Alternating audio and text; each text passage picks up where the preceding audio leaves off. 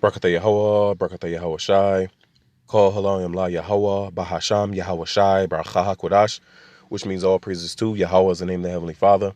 Bahasham means in the name. Yahweh Shai is the name of his only begotten Son, who the world English called Jesus Christ. Barachaha Kodash means in the Holy Spirit, Spirit of truth, on the way we can worship the Father and the Son. Double honors to the apostles and elders of Great Millstone. Peace, blessings, and salutations to all you brothers who preach in the gospel in truth and in sincerity, always in charity. This is Brother Mathathia from the Great Millstone Camp, the branch on Des Moines. And not sure what I'm gonna title this lesson just yet, but just you can see these two videos here. Response IUIC, GMS wife left barefoot, what it says, barefoot and pregnant. You know, which these guys is a bunch of slanderous, wicked individuals, man. You know, but I want to touch on the scripture that they like to use concerning marriage, which is here in Tobit, the 7th chapter, the 14th verse. You know, and I want to go into our customs and go into the history of why this was written. And Lord will, I hope this was edifying. So I'm gonna start here in the book of Tobit, the 7th chapter, the 14th verse, and it reads. I started 13. Then he called his daughter Sarah, and she came to her father, and he took her by the hand and gave her to be wife to Tobias, saying, Behold, take her after the law of Moses, and lead her away to thy father. And he blessed them, and called Egna his wife, and took paper, and did write an instrument of covenants, and sealed it. So now, why did they write instrument of covenants? And if this was a normal custom that we would do, why is it not written in any other situation where an Israelite man took an Israelite woman? Why didn't Isaac write an instrument of covenants with Rebecca? Right? Where's the instrument of covenants with Joseph and Mary? You see? And here it is. We're under the captivity of Esau, so they try to, tell you to go to the state and get a marriage license. Well, here it is. They were Tobit, right? Tobias, Raguel, his daughter Sarah. They were all under the captivity of the Assyrians at this time. So why didn't they go to the Assyrians for this instruments of covenants, for this instruments of marriage?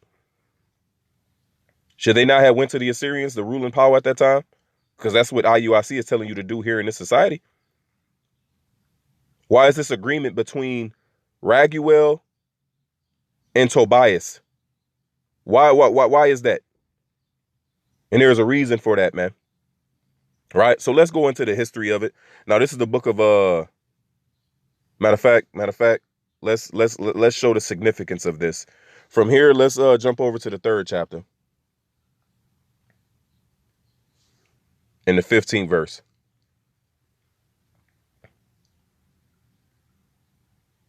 Let's start at 7.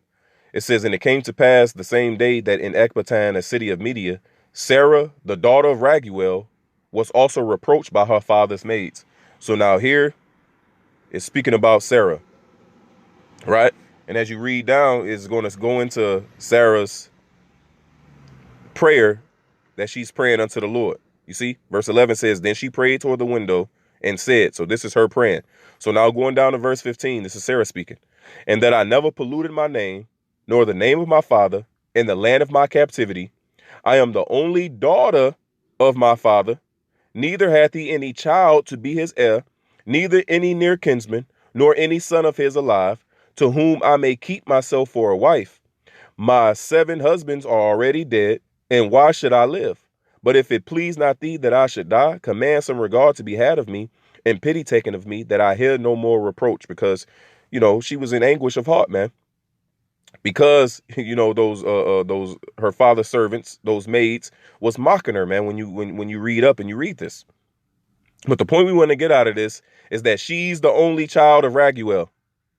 Why is that important? Why is that important? Let's go to the book of Numbers,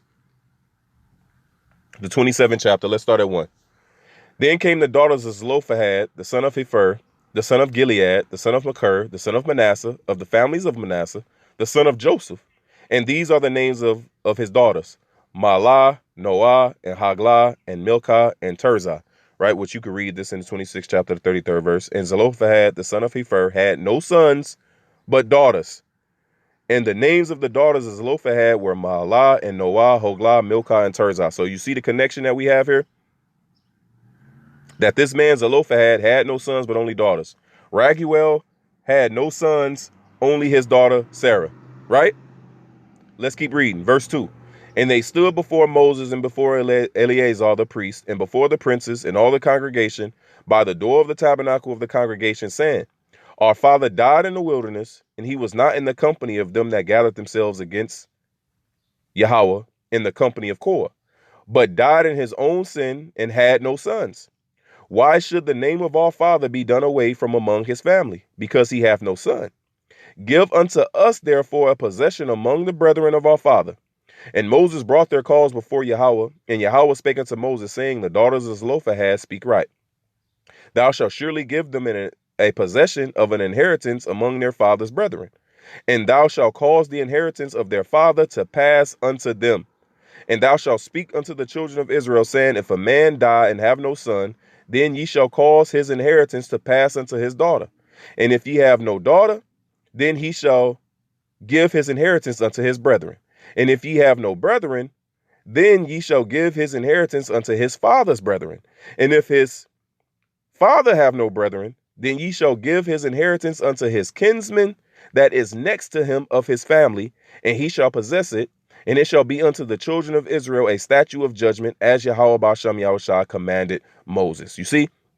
So this is going into a law, or pretty much a custom that we would follow if a man didn't have sons and only daughters, or if a man died and didn't have no children at all. You see? These are the different ways we would deal with it. In this case, it's going into a man that has no sons and only daughters, which is the case here in the book of Tobit concerning Raguel and his daughter Sarah. You see? So now from there, let's jump over to the 36th chapter, because there's more to it. Now, this is the numbers. This is the book of Numbers 36:1. And the chief fathers of the families of the children of Gilead, the son of Machir, the son of Manasseh, of the families of the sons of Joseph. Hold on. Is this the same family that Zelophehad came out of? Right? It says, came near and spake before Moses and before the princes, the chief fathers of the children of Israel. And they said, Yahweh commanded my Lord to give the land for an inheritance by lot to the children of Israel. And my Lord was commanded by Yahweh to give the inheritance of Zelophehad, our brother, unto his daughters. And if they be married to any of the sons of the other tribes of the children of Israel, then shall their inheritance be taken from the inheritance of our fathers, and shall be put to the inheritance of the tribe whereunto they are received. So shall it be taken from the lot of our inheritance. You see, so it's a lot said here.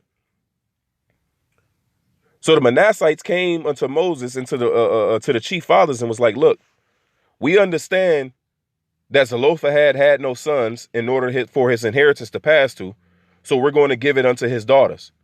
But keep in mind, if the daughters marry a Judite per se, she becomes an inheritance unto that Judite, as it is written here in the book of Sirach. This is Sirach 25, I think it is. Nope, 26.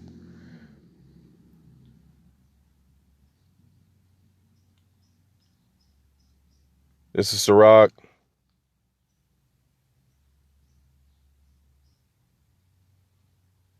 26 and 20. When thou hast gotten a fruitful possession through all thy field, it's talking about a woman, sow it with thy own seed, trusting in the goodness of thy stock. So thy race, Raza, seed, which thou leavest, shall be magnified, having the confidence of their good descent. So this is speaking about a woman, right? Thou hast gotten a fruitful possession. I think it is 25, though. Let's jump back. Sirach 25. No, let's see. Now we just got to search it up.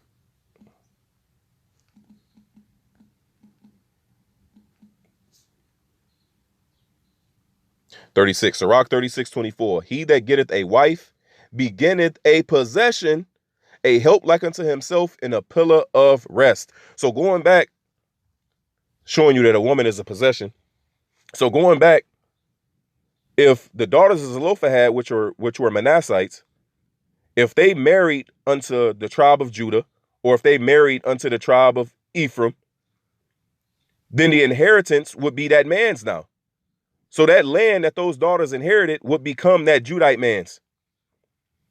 And the children that would come out of that woman would be Judites, so therefore that inheritance would be turned over to Judah. This is the argument that they're bringing forth. You see that? Numbers 36, verse 4 now.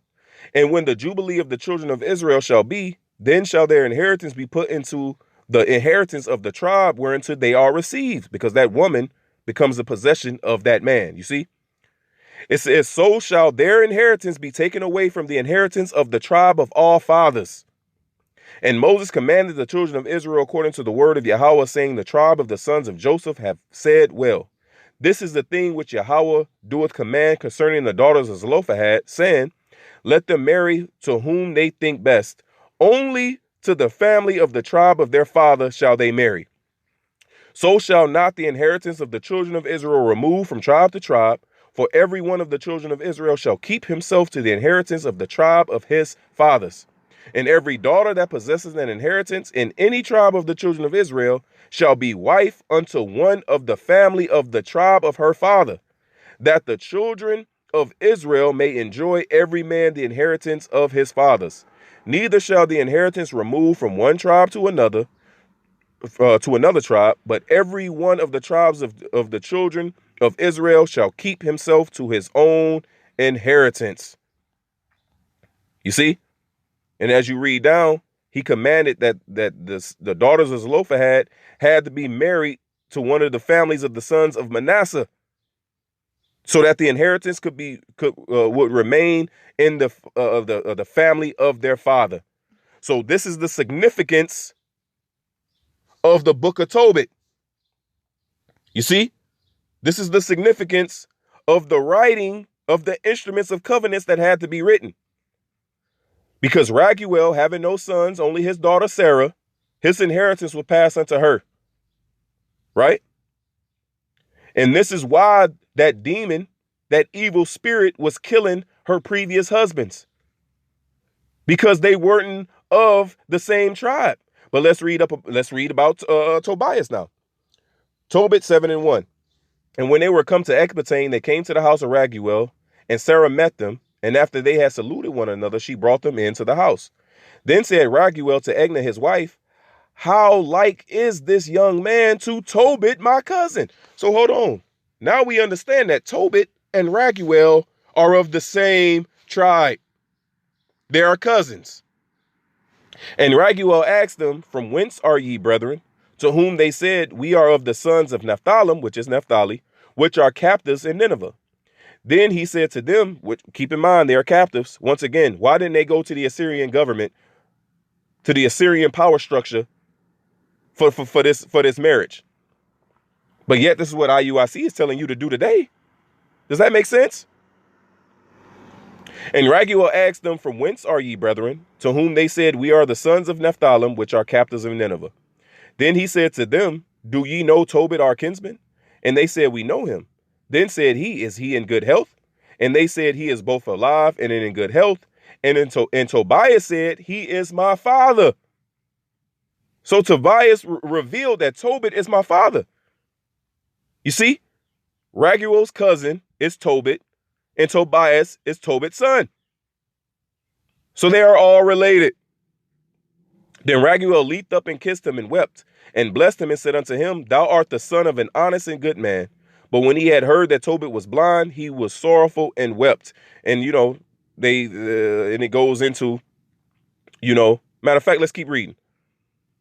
And likewise, Edna, his wife, and Sarah, his daughter, wept. Moreover, they entertained them cheerfully. And after they had killed a ram of the flock, they set store of meat on the table. Then said Tobias to Raphael, the angel, right?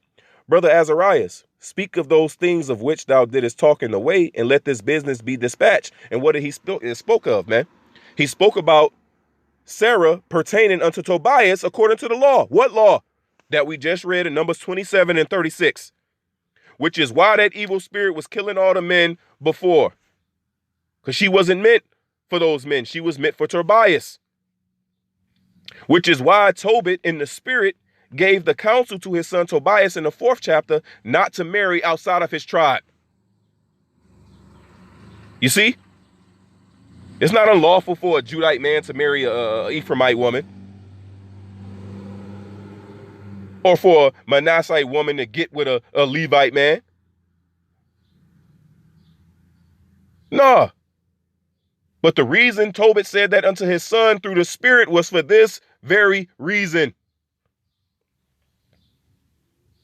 The same reason why the Lord had that evil spirit killing those 7 men before.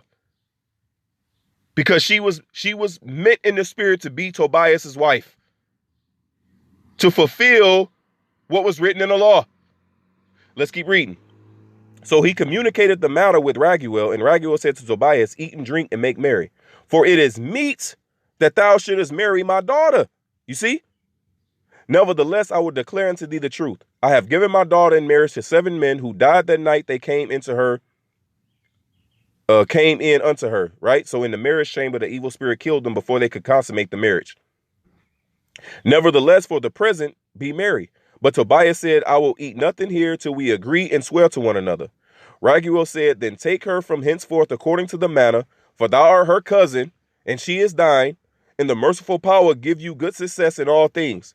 Then he called his daughter Sarah, and she came to her father, and he took her by the hand and gave her to be wife to Tobias, saying, behold, take her after the law of Moses, and lead her away to thy father. And he blessed them, and called Edna his wife, and took paper, and did write an instrument of covenants, and sealed it. You see? This instrument of covenants was to show that his inheritance would be given unto Tobias now. Let's go. Tobit 8:20. For before the days of the marriage were finished, Raguel had said unto him by an oath that he should not depart till the 14 days of the marriage were expired, which they would have a marriage feast. That's a part of our custom. Matthew, the 1st chapter. Before Mary and Joseph came together, Mary was found with child, meaning Joseph was having sex with her before they had the feast, before the chamber could be prepared. So he consummated his engagement before our customs of having the feast and having the big celebration. And then the chamber, the back room would be prepared. Then they would go into the back. They would consummate the marriage. The tokens of virginity would be presented to the father. You see? But that's another lesson for another day. Verse 21. This is the point. And then he should take half of his goods and go in safety to his father, and should have the rest when I and my wife be dead. So when Raguel and his wife die, the rest of his goods would be converted to Tobias, because Tobias married his daughter, Sarah. You see that? Let's jump over to the 10th chapter, Tobit 10:10. Then Raguel arose and gave him Sarah, his wife, talking to Tobias, right? And gave Tobias Sarah, his wife, and half his goods, servants and cattle and money. And he blessed them and sent them away, saying, the God of heaven give you a prosperous journey, my children. So when Raguel died and his wife died, Tobias had the instruments of covenants to show that the rest of that inheritance belonged to him, according to the law of Moses, man. You see? So for these demons in the IUIC to twist that precept and to tell our people that you have to go to the government in order to get a marriage certificate, that's wicked as all hell, man. That's wicked as all hell. You see? And the same thing, or the same situation, or it's not the same situation, but those instruments of covenants, it was there for a witness. Just like how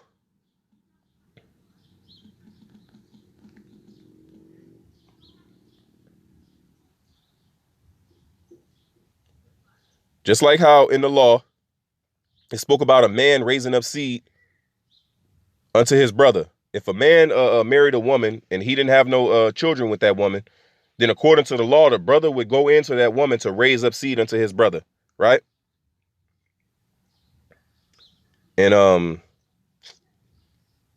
How's that worded?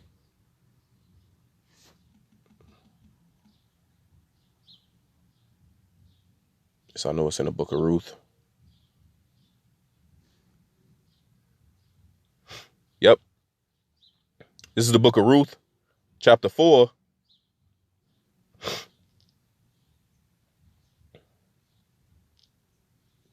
And 1. Then went Boaz up to the gate and sat him down there, and behold, the kinsman of whom Boaz spake came by, right? Because concerning, the inheritance of Naomi's husband, right? Because Naomi had a husband that died. She had 2 sons that died as well. And Ruth was married unto one of Naomi's sons, if you are familiar with the story. So who would have the inheritance since the men died?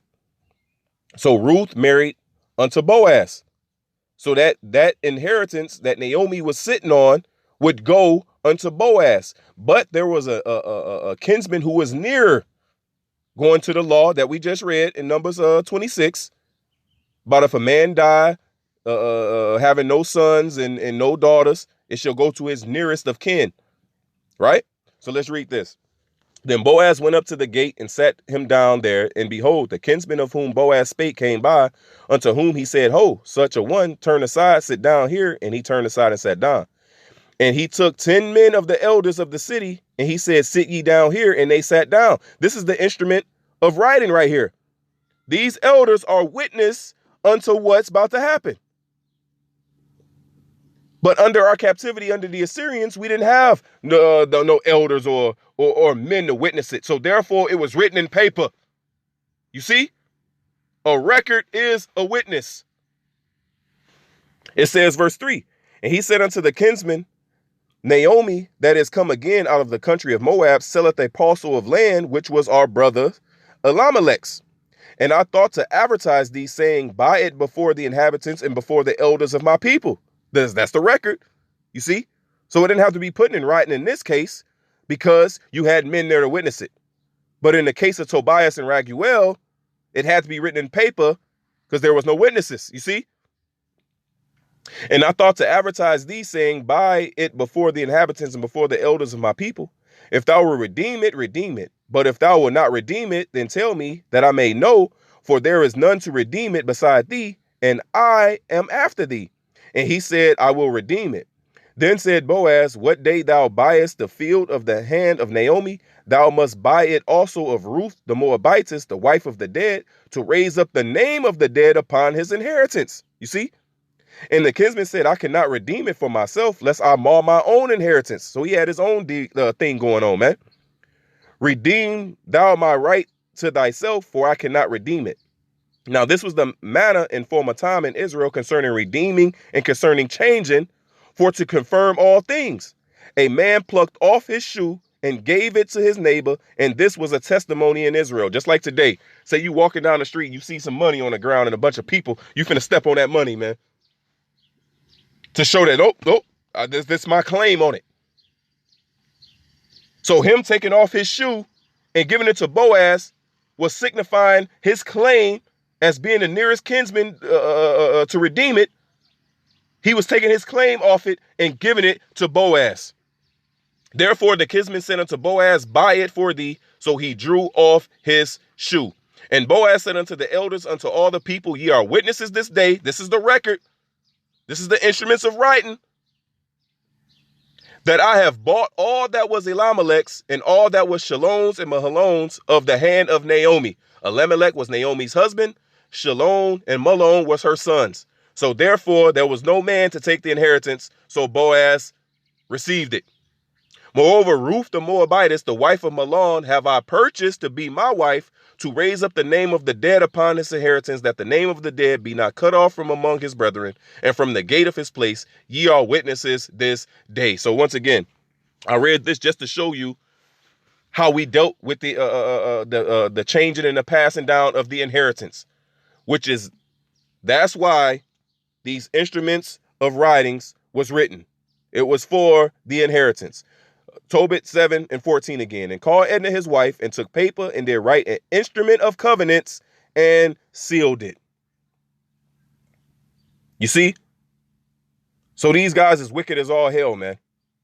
You don't have to go to fucking Esau for a marriage certificate. In the eyes of Yahweh Ba'Shem Yahweh Shai, when you lay down with that woman, right? You both consent to be together. That's marriage in the eyes of the Lord. Just like Isaac and Rebekah. He took her into his mother's tent and took her. Meaning he knew her. Meaning he got inside that. And they were married. Same thing we read about Joseph and Mary, man. That's our custom. And that's what's written. So Lord will, I hope this was edifying. Dua Yahweh, Bahasham Yahweh Shai, for giving me the spirit to do this lesson. I'm going to give all praises, honor, glory to Yahweh, Bahasham Yahweh Shai, Baruch HaKodash. Double honors to the apostles and elders of Great Millstone. Peace, blessings, and salutations to all you brothers who preaching the gospel in truth and in sincerity, always in charity. Shalom.